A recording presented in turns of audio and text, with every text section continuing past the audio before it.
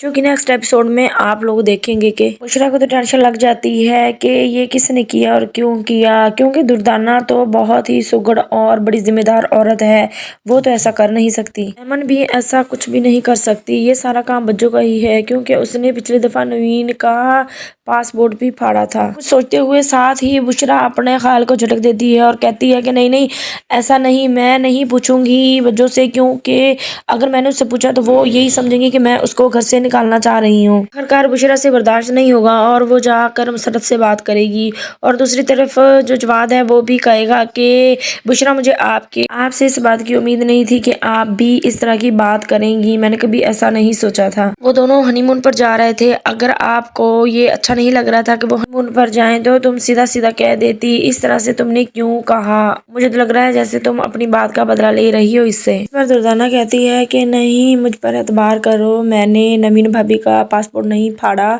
और तुम मुझ पर एतबार रखो। तो आगे से जवाब कहता है कि मैंने 2 दफा भरोसा तुम पर किया, तो दोनों दफा ही मेरा भरोसा तोड़ा है। तो दूसरी तरफ दिखाया जाएगा कि जो दिलवर है वो मुसरत से कहता है कि मेरी अम्मा तुम्हारे घर आना चाहती है, जिस पर मुसरत कहेगी नहीं, तुम्हारी अम्मा अभी नहीं आए, क्योंकि मुझे काफ़ी ज़्यादा काम है, वो मुझे ख़त्म करने हैं, और वैसे भी मैं काफ़ी ज़्यादा मुश्किल में हूँ, अभी आपकी अम्मा को रहने ही दे। दूसरी तरफ मुसरत सुन रही होती है कि जो अम्मा है वो खुद से ही बातें कर रही होती है और कह रही होती है कि अब मैं देखूंगी किस तरह से दुर्दाना ये जवाद को अपना बनाती है, अब मैं देख लूंगी इसकी चालाकियाँ। मुसरत अम्मा की सारी बातें सुन लेती है और अम्मा की वीडियो भी बना लेती है, और दिल ही दिल में सोचती है कि अब आएगा मज़ा, अब बुढ़िया को देखो मैं बताती हूँ कि क्या चालाकियाँ करती है ये। दूसरी तरफ दिखाया जाएगा कि जो शम्मू है वो रोहेल से कह रही होती है कि मैंने तुम्हें एक काम का जिम्मा दिया था, लेकिन तुमसे तो मेरा कोई भी काम नहीं होता। तो आगे से रोहेल शम्मू से कहता है कि कौन सा काम नहीं किया मैंने, तो उस पर शम्मू कहेगी कि मेरी अम्मा ने एक ही तो काम तुम्हारे जिम्मे लगाया था कि एक बाबा है तो वो बाबा जी से